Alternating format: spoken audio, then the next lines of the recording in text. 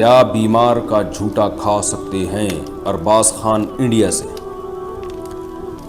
بھائی بیمار کا جھوٹا کھا سکتے ہیں، شرعی طور پر اس میں کوئی گناہ نہیں ہے، البتہ کھانا چاہیے یا نہیں کھانا چاہیے تو اس میں لوگوں کے حالات مختلف ہیں۔ بعض بیماریاں ایسی ہیں جو متعدی ہوتی ہیں۔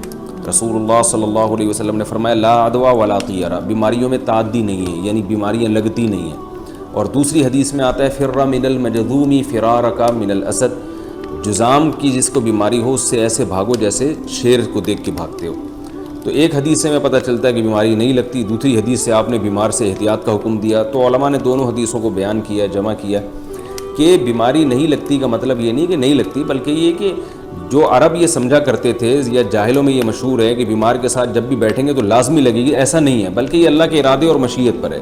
اور ہم دیکھتے بھی ہیں کہ جو بیماریاں پھیلتی ہیں ان میں بھی بہت سے لوگ جو بیمار کے ساتھ رہتے ہیں وہ بیمار نہیں ہوتے، اور بہت سے جو بہت دور ہوتے ہیں وہ بیمار ہو جاتے ہیں۔ تو اس میں اللہ کی مشیت کا زیادہ دخل ہے، تو اس میں اعتدال والی رائے اختیار کرنی چاہیے۔